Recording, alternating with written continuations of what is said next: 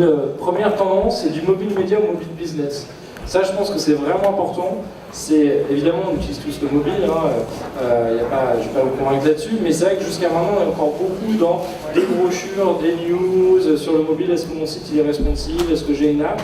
Mais finalement, c'est encore beaucoup de l'information, des fois un petit peu de service, mais effectivement, là, on commence à avoir beaucoup de choses arriver où finalement, je vais monétiser ma présence sur le mobile, et donc je vais faire du business sur le mobile. Je vais vendre sur le mobile, je vais faire payer un contenu, je vais faire payer un abonnement, et ça, c'est vraiment une bonne nouvelle, parce que quand on voit le nombre de terminaux mobiles et tablettes, il y en a beaucoup. Il y a beaucoup de territoires où les gens n'ont pas forcément des PC, et donc il y a des choses à faire. Si on regarde ça, alors vous y comprenez rien dans ce tableau, on s'en fiche, mais ce que ça veut dire, c'est qu'aujourd'hui, Uber, ça vaut 40 milliards de dollars. Uber, dans cette application, c'est juste une application pour pouvoir réserver un chauffeur privé, donc c'est pas des employés d'Uber, c'est des gens qui étaient des chauffeurs privés avant qui bossaient avec les hôtels, en simplifiant la prise de commande et en proposant une expérience qui est bien plus sympa qu'un taxi. Aujourd'hui, en 5 ans, Uber pèse 40 milliards de dollars. Et ils ont complètement disrupté l'industrie du taxi. Ce qui est intéressant, c'est si on prend San Francisco, le chiffre d'affaires d'Uber est supérieur au chiffre d'affaires de l'industrie du taxi. Ça veut dire que ce n'est pas juste des concurrents, ils ont même convaincu plein de gens qui n'utilisaient pas les taxis avant d'utiliser des Uber. Donc potentiellement, ils sont même en train d'augmenter la taille du marché parce que c'est tellement bien foutu que plein de gens qui auraient préféré prendre leur voiture avant, finalement aujourd'hui, ils vont aller prendre un Uber. Et ça, c'est juste une simple application mobile. Certes, hyper bien foutu, hyper bien pensé, mais donc c'est vraiment pour vous dire, voilà, pensez pas au mobile juste, tiens, est-ce que mon site marche dessus? C'est demain, il y aura peut-être, on l'a vu juste avant, avec une des meilleures applications, il y a plein de choses à aller faire, et de toute façon, c'est le terminal que les gens vont utiliser le plus. Juste pour la petite info, le fondateur d'Uber a quand même eu l'idée à Paris en faisant une conférence il y a 6 ans, et il a tellement galéré avec les taxis que c'est ça qui lui a donné l'idée de faire Uber. Comme quoi, on est la source de plein de choses en France. Et si on prend vente privée, aujourd'hui, ils font 1,6 milliard d'euros de chiffre d'affaires et 35% sur le mobile. 35% de ces 1,3 milliard, c'est des gens qui, le matin, surtout les femmes, vont acheter le nouveau truc qui sort en série limitée sur vente privée. Donc eux, on peut dire tout ce qu'on veut, c'est pas prêt, etc. Il y a plein de marques de luxe qui disaient on peut pas vendre sur internet et tout. Ouais, bah, vente privée, ils vendent très bien. D'ailleurs, ils vendent souvent ces marques-là qui ont tout le choix que de passer par eux. Et en plus, eux, ils arrivent à vendre sur le mobile. Je dis pas que c'est facile. Mais je dis qu'il faut vraiment se prendre la tête parce que quand on y arrive, il y a vraiment du business à faire derrière. Et un des exemples les plus fous, c'est Facebook qui, il y a 3 ans, faisait 0 €, 0 $ de chiffre d'affaires sur le mobile, puisqu'ils vendaient de la pub que sur Facebook, sur PC. Aujourd'hui, 65% de leur chiffre d'affaires est fait sur mobile. Je ne sais pas si vous imaginez, si je vous disais dans 3 ans, 65% de votre chiffre d'affaires doit être fait sur mobile.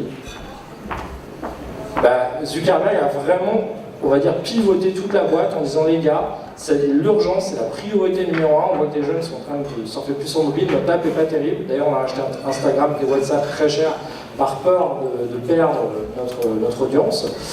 Mais ils ont réussi à motiver les gens en disant voilà, c'est le challenge, il faut y aller, on met beaucoup de moyens, beaucoup d'investissements, et au final, bah, aujourd'hui, eux sont très bien positionnés.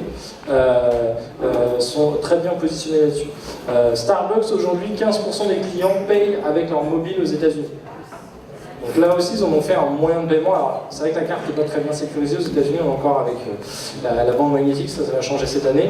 Mais bon, voilà, alors on pourrait se dire, c'est quoi l'intérêt? Bah, demain, il y a une carte de feed. Demain, il y a plein de choses que je peux faire avec le mobile en plus, je peux les géolocaliser, on en parlait tout à l'heure. Donc voilà, il y a des choses intelligentes et intéressantes à faire. Je ne sais pas combien vous faites de CA sur mobile aujourd'hui. Plutôt plus, plutôt moins. Mais en tout cas, voilà, ça vaut le coup de se poser la question. Deuxième tendance, effectivement, on a parlé d'objets connectés tout à l'heure. C'est vrai qu'on en entend beaucoup parler. Et effectivement, au CES, il y avait beaucoup de choses, entre autres sur la voiture. Alors la voiture connectée, puis demain la voiture intelligente, voire la voiture autonome qui conduira tout seul. Donc c'est les VTC qui feront grève parce qu'il y aura des Google Cars, Uber qui viendront vous chercher. Mais effectivement, les voitures demain, c'est aussi un terminal et sur lequel on peut mettre de la pub. Venez visiter notre exploitation.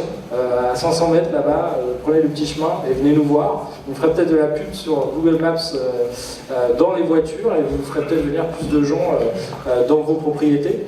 Il y avait évidemment plein d'objets. On a l'impression que tout ce qui était connectable, il y avait la brosse à dents connectée, le biberon connecté, la ceinture connectée, vous aviez de l'impression à nourriture, alors il y a de l'impression en chocolat, en 3D, hein. Donc vous téléchargez votre design, vous appuyez sur l'imprimante, elle vous fait votre chocolat en 3D, sculpté de la façon dont vous voulez. Donc il y a un peu besoin bientôt de chocolatier.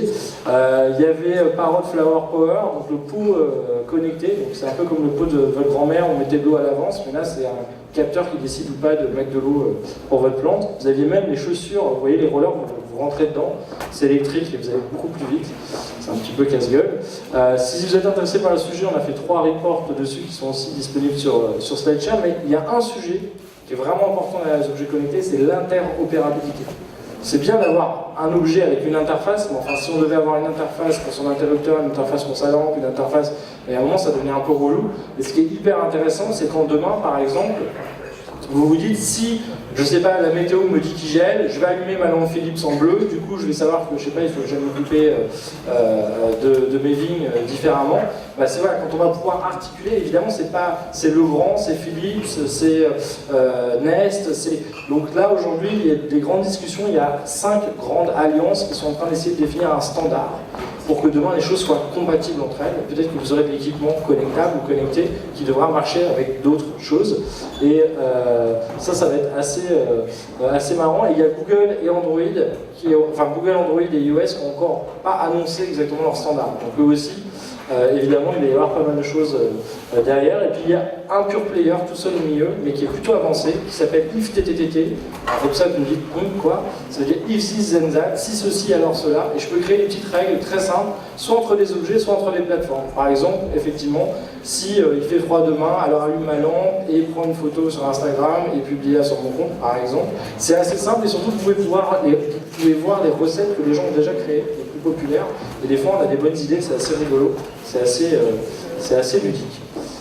Troisième tendance, la transformation digitale. Alors le mot là, c'est un peu le mot à la mode cette année, mais c'est vrai que quand on parle de transformation digitale, c'est toute la boîte. Donc c'est pas juste j'ai un responsable digital, j'ai un webmaster, j'ai un community manager. Non, c'est comment tout le monde dans la boîte, à terme, on n'aura pas un monsieur ou une madame digital, on aura tout le monde qui fera un peu digital en RP, en vente, en RH. Donc comment on aide tout le monde à se digitaliser? Et c'est pas facile. Et puis il y a des boîtes qui commencent à mettre des gros moyens.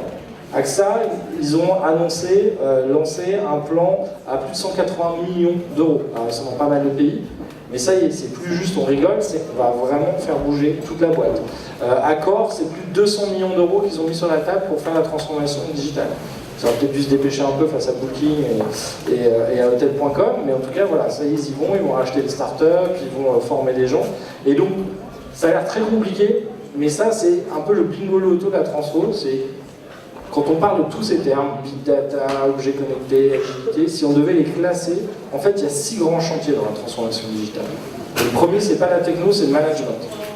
Si vos directions ne sont pas convaincues et ne comprennent pas ce qui se passe, s'ils n'ont pas une vision claire d'où ils veulent aller, comment voulez-vous que le reste de la boîte y aille? C'est eux qui vont voter les budgets, c'est eux qui vont réorganiser, c'est eux qui vont embaucher. Donc il y a un moment, c'est pas facile, mais il faut accepter. On ne parle pas de formation, on parle de coaching. Mais voilà, demandez à vos COMEX aussi d'aller à quelques événements. Cette année, au CES, à Vegas, j'ai croisé le COMEX de Chanel. Qu'est-ce qu'ils viennent foutre là? De l'électronique? Bah non, ils pensent demain le maquillage connecté, les produits qui vont aller. Voilà, ils se forcent à sortir de leur zone de confort pour aller comprendre. C'est pas eux qui vont le faire, ils auront des techniciens, mais il faut que eux comprennent ces enjeux-là. Ensuite, on a la culture et l'organisation, c'est hyper important. Si vous dites aux gens, vous êtes venus, il faut changer, vous n'êtes plus à la mode, on ne va pas s'en sortir. Il faut les accompagner, il faut leur expliquer, il faut les former, il faut les nourrir. Il faut revoir les process et les guidelines parce que on doit être plus agile, on doit être capable de créer du contenu plus rapidement, on doit être capable d'animer et de communiquer plus, mais c'est aussi des belles opportunités. Et là, croyez-moi, c'est pas les plus petites boîtes qui sont les plus mal placées. Plus on est gros, plus c'est galère. Donc, des fois, d'être petit, c'est une super force. Hein. Plus humain, plus rapide, plus réactif, même si on a peu de moyens. Après la techno, les data, l'expérience client, super important. Aujourd'hui, ce qui fait vraiment la différence, c'est l'expérience client. Les gens, vous voyez bien, une appli qui ne marche pas, qui est mieux, qui n'est pas mieux. La musique, prenez un exemple, c'est la même, le même morceau de musique, mais c'est plus simple de l'avoir dans iTunes, j'achète un seul morceau que dans un CD, et c'est plus simple de l'avoir sur Spotify ou sur Deezer que d'aller acheter un CD. Donc à chaque fois que c'est plus simple, les gens ils bougent. Donc, comment vous pouvez simplifier les choses? Et puis la mesure derrière. Je vous laisserai aller voir ça. Vous aviez vu tout à l'heure Rebecca Minkoff, mais là aussi on voit du digital dans le point de vente arriver. Alors il y a un côté encore gadget, des fois les tablettes, tout ça, mais là on commence à avoir des meilleures intégrations, plus smart, pour aider les gens à choisir, pour les conseiller, etc. Et ça peut être de toucher un écran, mais ça peut être aussi des fois juste de manipuler un produit qui lui-même va générer de l'information complémentaire. Il semblerait qu'au-dessus de 40 ans, les gens n'aiment pas trop toucher les écrans connectés, et donc du fois passer par la médiation de la bouteille du produit que je prends et qui va être connectée pour elle-même, vous mettre plus d'infos sur l'écran, c'est un très bon moyen, c'est pas très compliqué à faire. Pensez aussi, il n'y a pas que le digital. Story, c'est un super magasin à New York, à Soho. Tous les 4 à 6 semaines, ils changent tout le magasin et ils prennent un thème. Le sport, le wellness, les États-Unis, et c'est comme une galerie quasiment, avec ce côté un peu exposition. Vous avez tous aussi redécouvert comment on met en scène son exploitation, comment on raconte une histoire. Mais maintenant, il faut quasiment faire faut changer régulièrement le thème, il faut créer une dynamique pour que les gens aient envie de venir très régulièrement. Les médias sociaux au cœur de son magasin, il y a des façons simples, hein, ça c'est un petit clin d'œil, mais c'est Flipit, excusez-moi, j'ai fait une faute. Voilà, vous avez un petit compteur, ça met vos likes, vous pouvez le mettre dans la vitrine, ça fait penser aux gens. Ça marche aussi pour YouTube, Twitter, voilà, c'est un petit remember. Bon, c'est ils ont même les cintres qui vous disent combien il y a eu de likes sur chaque produit sur leur site, donc on peut aller loin. Demain, on aura peut-être sur les bouteilles. Et puis, simplifier la commande ou l'achat. Ça, c'est au CES à Vegas, il y avait plein de distributeurs. Il y avait des distributeurs à lame de rasoir, il y avait des distributeurs à maquillage. Donc, il y a plein de nouvelles façons de peut-être proposer les gens. On se dit toujours, l'e-commerce, on va acheter la nuit, le soir. En commerce, peut-être pas. Mais peut-être que demain, voilà, il y a une borne où je peux aller commander ma bouteille de vin parce qu'il est l'heure et je veux pouvoir avoir quelque chose à offrir. Voilà. Bon, vous connaissez tous Gary. Mais n'oubliez pas, le contenu, c'est super clé. Et vraiment, c'est pas le contenu le plus professionnel, mais peut-être le plus authentique, le plus sympa. Les gens, finalement, si on crée de la convivialité, c'est un bon exemple. Alors lui, c'est un exemple, mais vous n'avez aucune excuse. Ça, c'est Enjoy Phoenix, c'est une Française, elle a 19 ans. Aujourd'hui, elle a fait 279 vidéos, elle a 118 millions de personnes qui la suivent. Elle parle pas de vin, elle parle de make-up, de maquillage. Seule, dans sa chambre, elle fait 118 millions de vues. Vous avez fait combien de vues vos dernières vidéos? Par contre, elle en a fait 279. Elle s'est pas dit, je vais réussir du premier coup. Elle a essayé, elle en a fait une, elle en a fait deux, elle en a fait trois, et à chaque fois, elle apprend. Donc c'est aussi accepter que c'est pas facile, mais c'est en faisant qu'on progresse, un peu comme quand vous travaillez vos vins. Mais c'est la même chose, il faut vraiment y aller, tester, vous progresserez énormément dans le temps.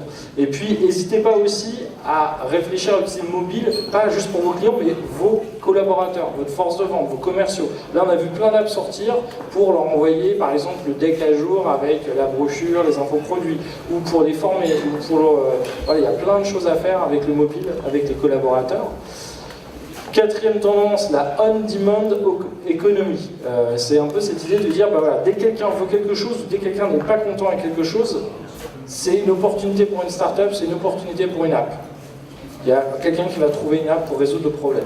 Et donc typiquement, voilà, Flying Cleaner, aux États-Unis, vous utilisez l'app, ils viennent chercher, on va dire, vos habits à nettoyer, et le lendemain, ils viennent vous les relivrer. Pourquoi avoir un magasin? On peut le faire via une app.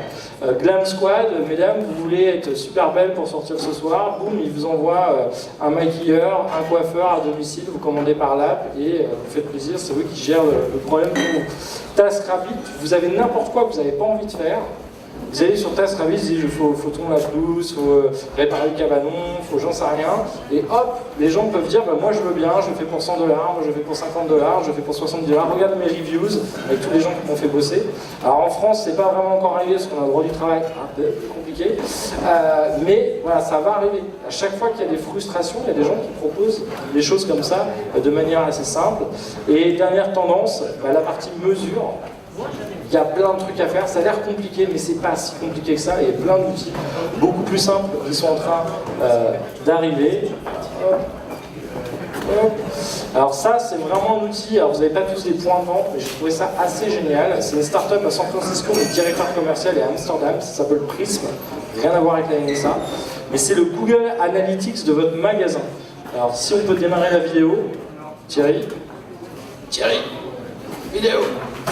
Voilà, donc en gros ça se branche sur les caméras de surveillance existantes de votre magasin, si vous en avez déjà. Ça coûte 60 à 80 $ par mois, il n'y a pas de coût fixe. Et ça va, donc là vous voyez, vous avez plusieurs magasins.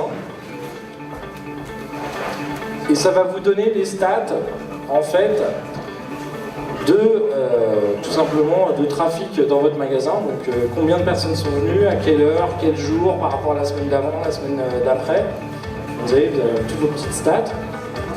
Donc vous savez savoir quel jour je mets plus de vendeurs ou pas, est-ce que j'ai fait plus de trafic mais moins de chiffre d'affaires, est-ce que depuis que j'ai changé ma vitrine, j'ai plus de gens qui viennent dans le magasin. C'est tout simple à utiliser. Et en parallèle, vous allez carrément même pouvoir voir l'interaction avec vos produits. Donc vous allez dire ça, par exemple, c'est un présentoir. Et il va vous montrer, bon voilà, la heatmap, les zones de chaleur, voilà, où est-ce que les gens puissent manipuler les produits. Donc je vois que tel, par exemple, produit, c'est pas très, ça marche pas des masses. Et je vais même avoir les stats après de déplacement dans mon magasin. Donc, par exemple, que 40% des gens sont passés de dehors à dedans, les autres sont juste passés, ne sont pas arrêtés. Donc voilà, ça c'est tout bête, mais c'est des outils qui vont vous simplifier la vie pour mieux comprendre ce qui se passe sur votre point de vente. Et demain, voilà, optimiser les choses, vous dire, bah, tiens, les gens ils tournent pas à gauche, peut-être que je déplace mon étagère. Voilà. Combien sont passés devant? Est-ce que depuis que j'ai changé ma vitrine, ça a changé quelque chose? Merci Thierry. Donc vous voyez, c'est pas super compliqué, et là aussi c'est un autre exemple, et j'ai bientôt terminé.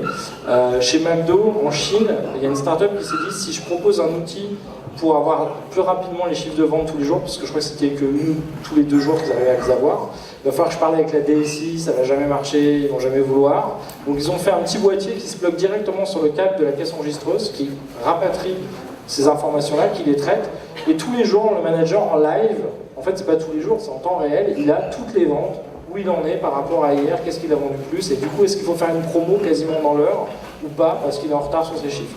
Donc là aussi, tout ça, ça se simplifie. Il y avait des outils comme ça qui auraient coûté très cher, qui auraient été très compliqués. Et ça, aujourd'hui, franchement, c'est tout simple à mettre en... Et puis parce que quand même, vous faites de l'alcool, on a bien trouvé une innovation sur l'alcool, ça c'est e-keg, c'est une balance connectée pour les fûts de bière que vous avez ici. Parce que tout simplement, le fût de bière, souvent on a tendance à le changer quand il n'est pas encore vide. On a du mal à savoir quand il est exactement vide. Là, au millilitre près, ça vous dit non seulement quand est-ce qu'il faut le changer, mais ça prévient carrément le grossiste de vous renvoyer la bonne bière et de venir au fur et à mesure vous fournir pour changer les choses, et donc vous économisez pas mal, puisque tout simplement il y a 2 tiers des gens qui ne prennent pas de bière s'ils n'ont pas la bière de la marque qu'ils veulent. Donc c'est quand même assez ennuyeux quand on a un début de boisson. Voilà, et on va y arriver. D'autres petits exemples, on peut aussi traquer le trafic dans un point de vente avec le Wi-Fi. Et si vous leur proposez de se connecter à votre réseau Wi-Fi, vous leur offrez le Wi-Fi gratuit, vous allez pouvoir, si vous avez un login Facebook, récupérer toutes ces datas-là, avoir le sexe, l'âge, et pas mal d'informations sur les gens qui viennent. Mais si vous ne voulez pas leur demander, vous pouvez passer par Orange. Aujourd'hui, ils ont un service aux entreprises qui s'appelle Orange Fluvision, qui est assez dingo. En fait, ils traquent tous les téléphones Orange que vous avez dans vos poches, les gens chez Orange. C'est anonymisé, donc on n'a pas le nom des gens, mais on a les flux. Et ils sont capables de vous dire, si vous voulez ouvrir un point de vente dans une rue, est-ce qu'il y a plus de trafic dans cette rue-là, la rue d'à côté, la rue d'avant? Ou par exemple, d'où viennent les gens qui viennent dans votre boutique en France? Est-ce qu'ils sont venus par l'Eurostar, par Charles de Gaulle? Est-ce qu'ils sont venus par le train? Donc tout ça pour entre 20 000 et 80 000 €. Et vous avez ça toute l'année. Donc en temps réel, vous savez exactement ce qui peut se passer dans votre voisinage ou sur votre lieu de vente. Donc c'est assez dingue aussi, on imagine qu'avant c'était pas possible, mais aujourd'hui ça l'est. Voilà, j'aurais pu en mettre beaucoup plus, mais en peu de temps. N'hésitez pas sur SlideShare, on partage pas mal de choses, mais en tout cas pour vous dire que vous dites pas que le web c'est si compliqué que ça, en tout cas le digital, et il y a plein de nouveaux outils qui sont en train d'arriver, ce qu'on appelle en mode SaaS, sur abonnement, où finalement on paye un petit abonnement par mois, il n'y a pas un énorme coût fixe, donc on peut vite faire des petits tests sans que ça coûte un prix incroyable. Voilà.